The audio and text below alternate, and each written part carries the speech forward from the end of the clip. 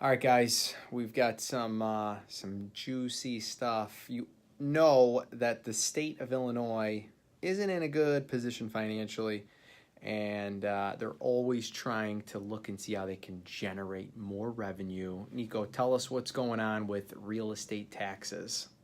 Recently, there's been a push in the county at the county level with the county assessor and treasurer to investigate wrongfully applied exemptions and then retroactively collect back if a property was getting the benefit of an exemption that it did not deserve for one reason or another. So if potentially a homeowner was filing two homeowner exemptions on two separate properties and that's discovered, the county's going back several years, I believe it's 3, and saying they're doing the math and saying you didn't deserve this exemption, you were getting it, we want our money back now, plus interest and penalties. And if you don't, within 30 days, we're filing a lien against the property for X amount. Wow. Where that becomes more troublesome is if you've just bought the property and it's been a few years, or it's only been a year, and the exemption's been intact.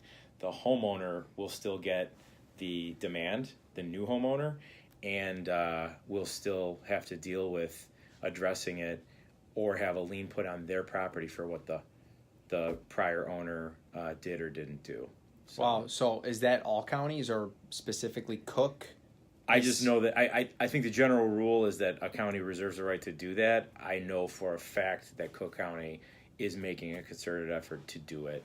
I've seen it and seen notices from people that have been hit with something like this.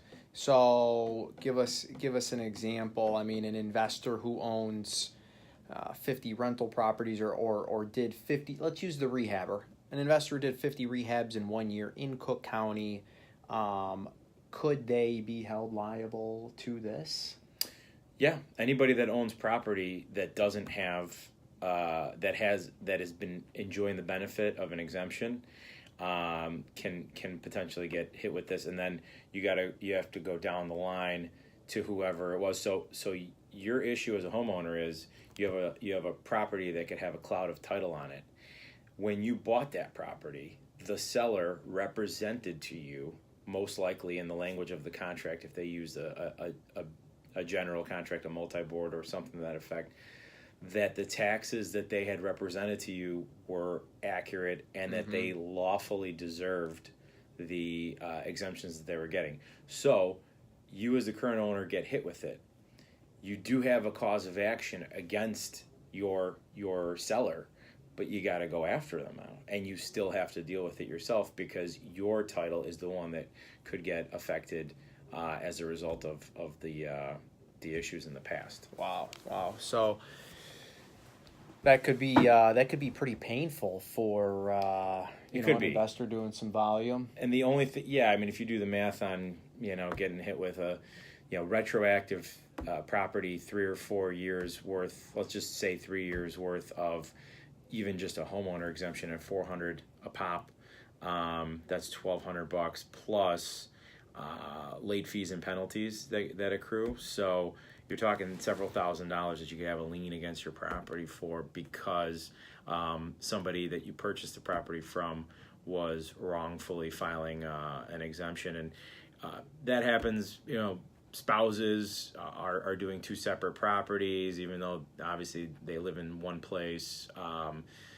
People are just, even when an exemption just rolls over and you're not actively doing anything to misrepresent, that's not the standard that the county uses as to whether you should be enjoying the benefit of it or not, because you get a bill and the bill shows an exemption, and you as a good citizen are supposed to say that you don't deserve this, Exactly. and clear that up.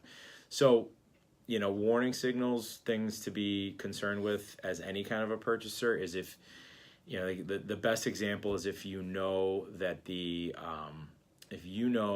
property's been rented out, and a tenant's been living in the property, but there's a homeowner exemption on it. That should alert you to there could be an issue there, and you may want to ask about that a little bit further so you have some more information in your back pocket if it ever comes down to it. Or if there's a senior exemption applied and you're not aware of a senior living in the property, if you've, if there's not really been a seller that's a senior involved in the picture. So it's very new.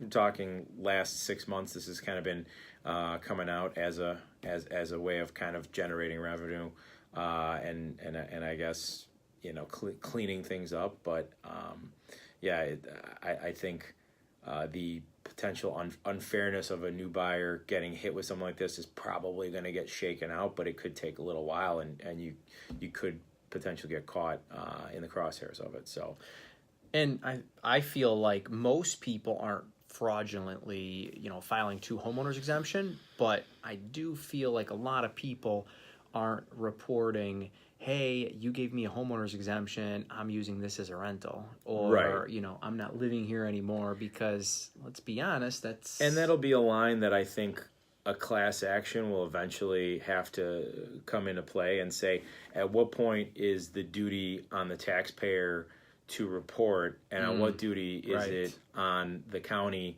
to do better due diligence and realize that they've been applying an exemption that shouldn't be, and that right now it could be something that the county is attempting, throw anything at the wall and see what sticks.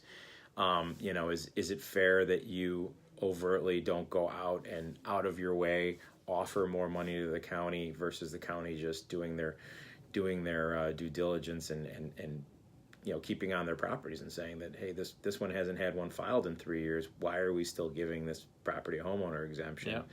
And I think it's going to get fleshed out, specifically because there's a lot of people that have motivation to save a lot of money by not getting hit with these fees. So, and again, if the county wants to recoup that money, they'll put a lien on the property.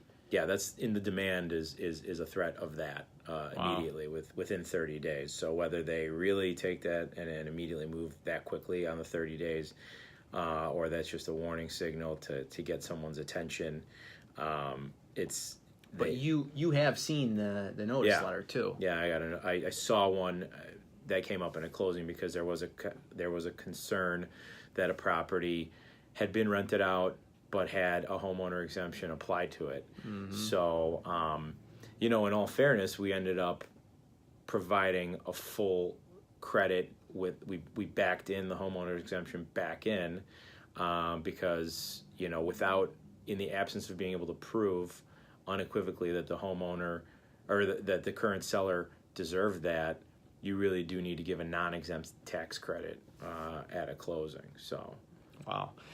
Pretty cool. Good stuff, man. I appreciate the info. Nico Marnarez with Marnarez Law, Steve Budzik with Eye Candy Realty. Let us know what you want to know more about, but this was a great topic. New, juicy information. Be on the lookout. Maybe even ask your current attorney if they're seeing anything like this, or even better, give Nico a call.